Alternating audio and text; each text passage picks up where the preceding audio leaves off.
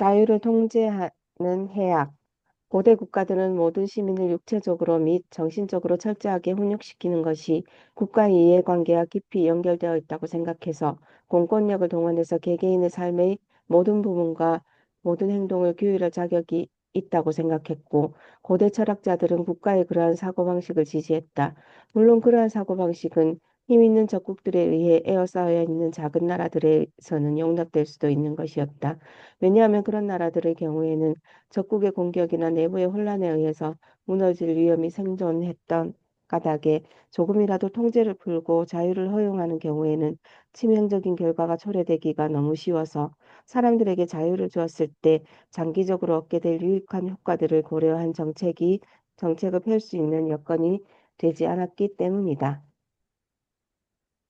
오늘날의 세계에서는 정치 공동체들의 규모가 커졌고 무엇보다도 영적 권위와 세속적 권위가 분리되었기 때문에 법률을 통해서 개개인의 사적인 삶에 속하는 세세한 부분들에 지나친 간섭을 할 수 없게 되었다. 하지만 지배적인 여론으로부터 벗어나려고 할 때마다 가해져 오는 도덕적인 압력의 기제는 더 집요해졌고, 심지어 그러한 압력은 사회 문제보다도 개인과 관련된 문제에서 더 심해졌다. 도덕 감정을 내어온 여러 요소들 중에서 가장 강력한 요소였던 종교는 거의 언제나 인간의 행동의 모든 부분을 통제하고자 한 성직자 조직의 야심이나 청교도 정신에 의해 지배되어 왔다. 그리고 지난날의 종교들의 그러한 행태를 가장 강력하게 비판해온 저 근대 개혁자들 중 일부는 자신들에게는 사람들의 정신을 지배할 자격이 있다는 것을 단언하는 일에서 교회들이나 분파들보다 결코 뒤지지 않았다. 특히 콩트는 자신의 저서인 실증 정치 체제에서 고대 철학자들이 제시했던 개인에 대한 국가의 철저한 훈육이라는 정치적 이상을 능가하는 개개인에 대한 사회의 철저한 통제를 목표로 하는 사회 체제를 주장했다. 이러한 사상가들의 개별적인 신념과 주장을 차치하고라도 오늘날의 세계 도처에서는 사회가 자신에게 주어진 권력으로 여론의 힘을 통해서, 그리고 심지어 법의 힘을 빌려서 개개인을 부당하게 통제하고자 하는 경향이 점차 확대되어 가고 있다. 사회의 권력을 강화시켜서 개개인의 힘을 약화시키고 잠식하기 위한 목적으로서 이 세계에서 진행되고 있는 모든 변화들과 경향성은 그대로 놓아두면 저절로 사라질 해악들 중에 하나가 아니라 정반대로 점점 더 힘을 얻어서 가공할 만한 일이 되어갈 해악이다.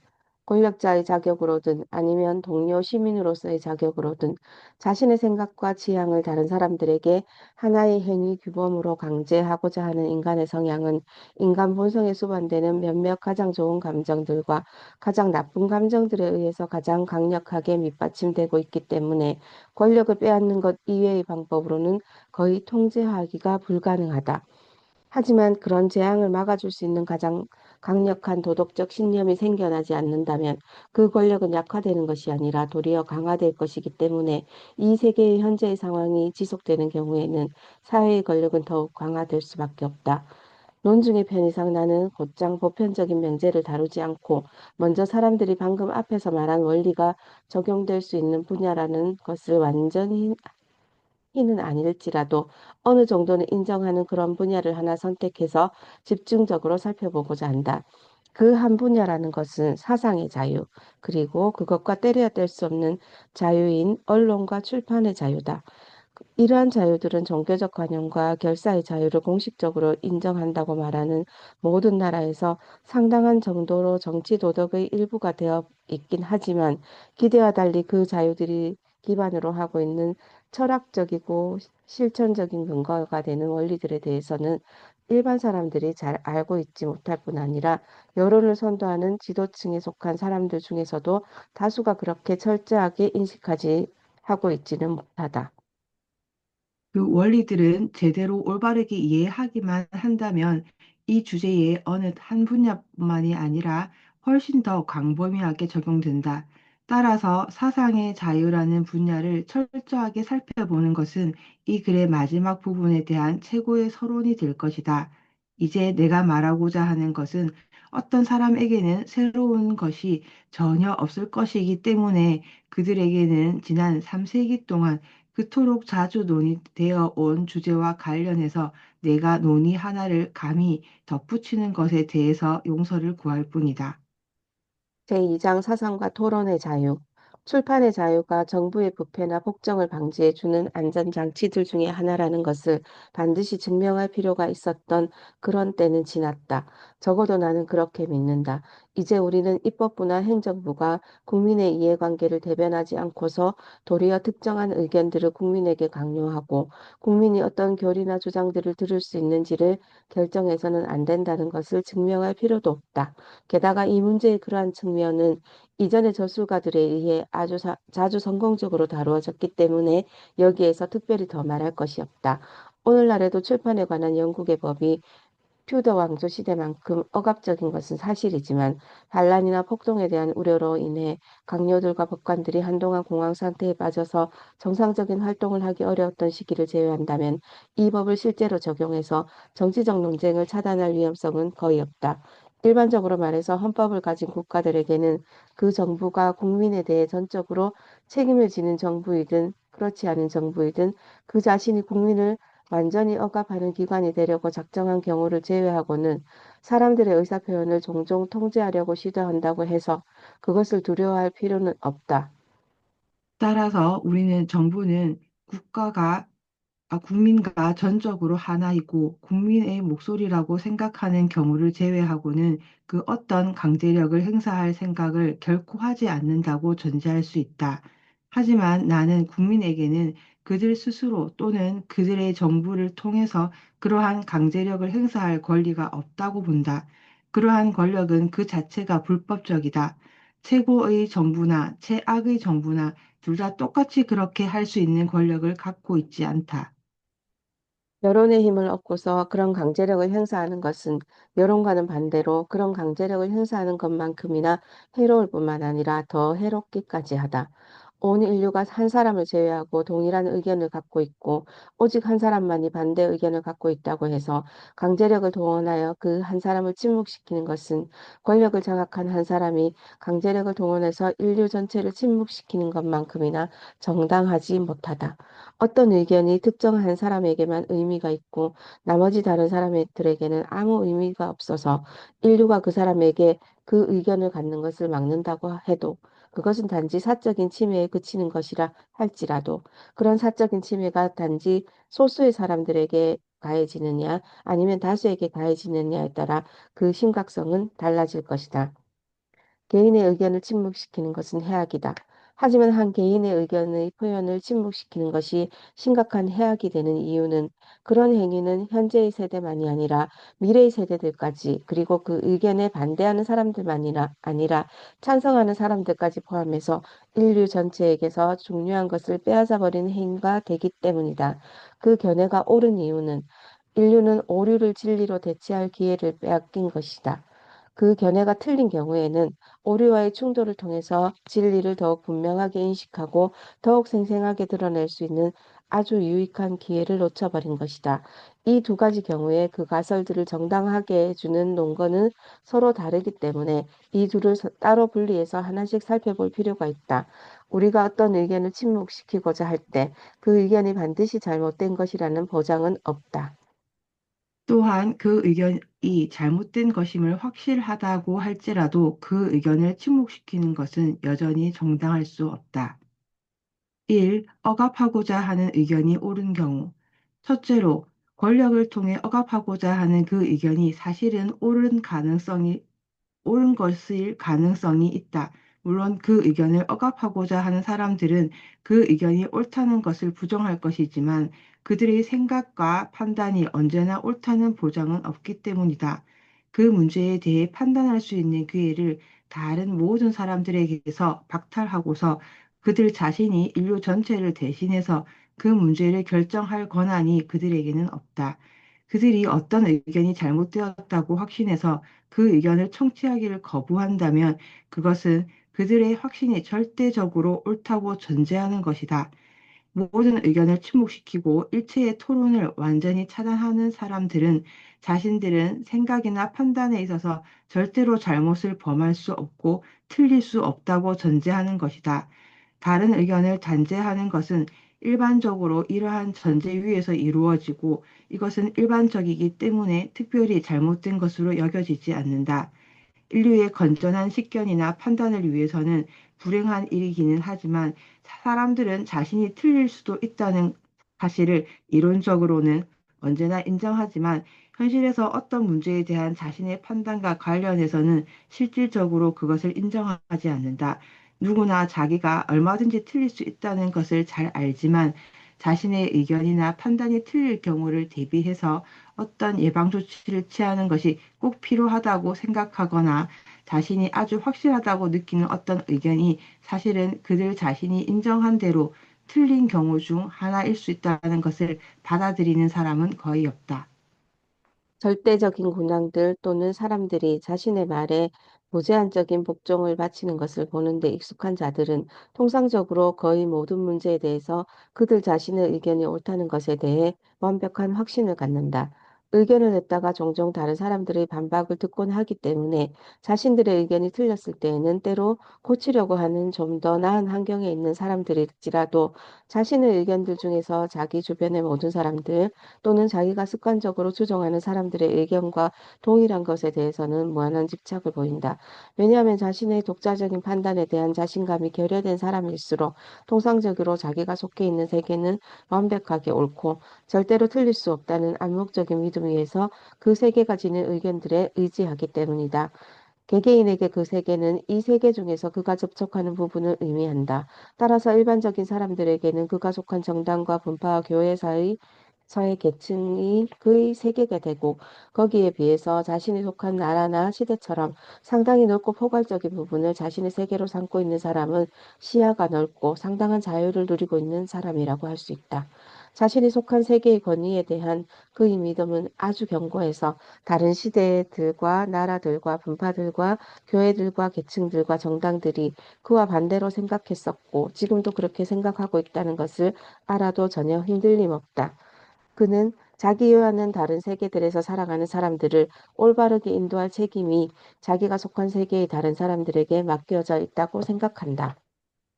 그는 아주 우연한 어떤 사건으로 인해서 현재 자기가 속해 있는 세계에 편입되게 되었기 때문에 그가 런던에 살고 있어서 기독교 신자가 되었던 것일 뿐이고 베이징에 살았더라면 불교나 유교를 신봉하는 사람이 되었을 것이라는 사실에 대해서 전혀 개의치 않는다. 하지만 시대가 개인과 마찬가지로 얼마든지 틀릴 수 있다는 것은 굳이 증명하지 않아도 그 자체로 자명하다.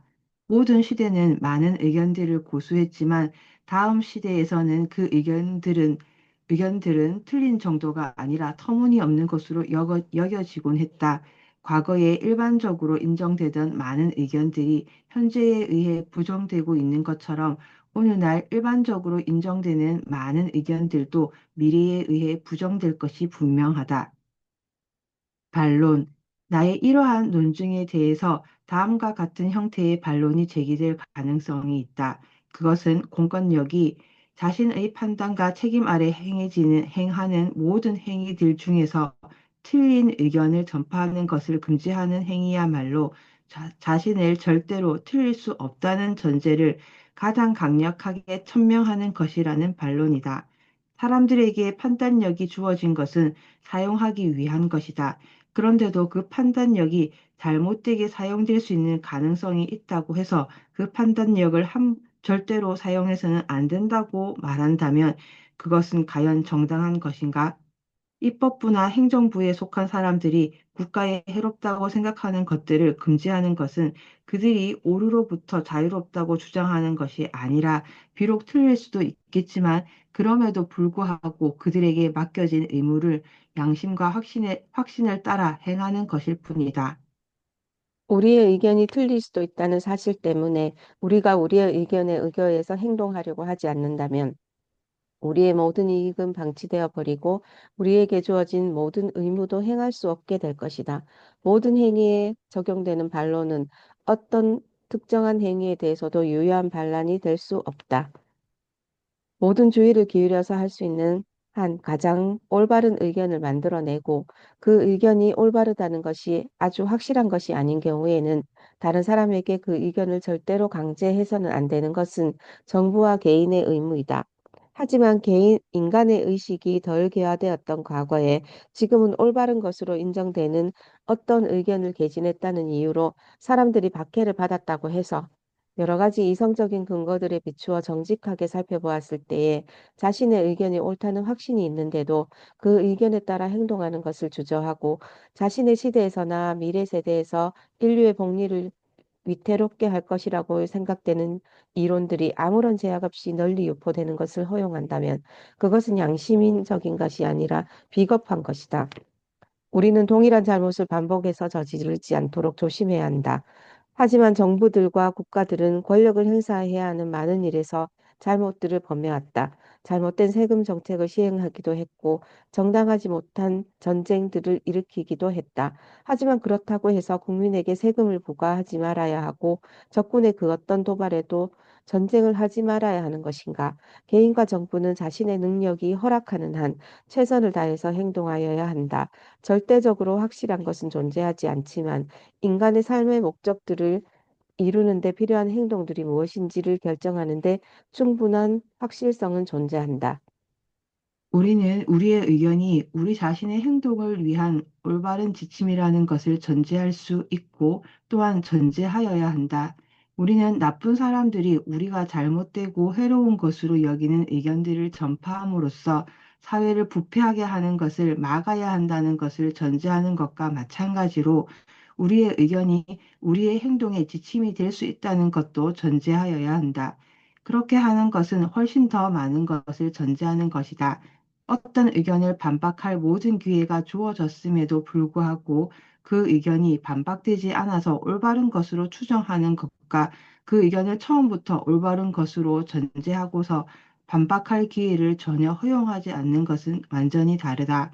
우리의 의견을 반박하거나 틀렸음을 증명할 수 있는 완벽한 자유가 주어진 상황에서 그 의견이 반박되지도 않고 틀렸음이 증명되지도 않아서 그 의견을 올바른 것으로 전제하고서 행동하는 것은 정당하다. 그렇게 했을 경우에는 인간의 역량으로 가능한 범위에서 우리의 의견이 이성적으로 올바르다는 것에 대해 최고의 확실성을 얻어낼 수 있다. 인간의 삶에서 생각이나 통상적인 행위의 역사를 생각해 볼 때 세월이 흐르면서 그런 것들이 점점 더 나빠지지 않는 이유는 무엇인가? 인간이 선천적으로 똑똑해서 그런 것은 분명히 아니다. 왜냐하면 그 자체로 옳고 그름이 분명하지 않은 문제에 관해서 100명 중 99명은 제대로 판단할 수 있는 능력이 완전히 결여되어 있고 한 명이 갖추고 있다고 하는 능력도 절대로 틀릴 수 없는 것이 아니라 단지 제대로 판단하는 빈도가 많다는 의미에서 상대적일 뿐이기 때문이다. 과거의 모든 세대에서 뛰어난 능력을 갖추었다고 하는 사람들 중 대다수는 지금은 틀린 것으로 밝혀진 많은 의견들을 지니고 있었고, 지금은 아무도 옳다고 하지 않는 수많은 것들을 행하거나 긍정했다는 사실이 이를 증명해 준다. 그렇다면 인류에게 합리적으로 생각하고 행동하는 것이 전반적으로 우세하게 된 이유는 무엇인가? 인간의 삶이 거의 절망적인 상태에 빠져 있던 시기를 제외한다면 인류는 언제나 그래왔는데 이것은 인간 지성의 한 특질 때문이다. 지성적 도덕적 존재로서의 인간에게 존재하는 모든 훌륭한 것들을 만들어낸 원천이라고 할 수 있는 이것은 다름 아닌 자신의 잘못들을 고쳐나가는 특질이다. 인간은 토론과 경험을 통해 자신의 잘못을 바로잡을 수 있다. 경험만으로는 그렇게 되지 않고 반드시 토론이 있어야 한다.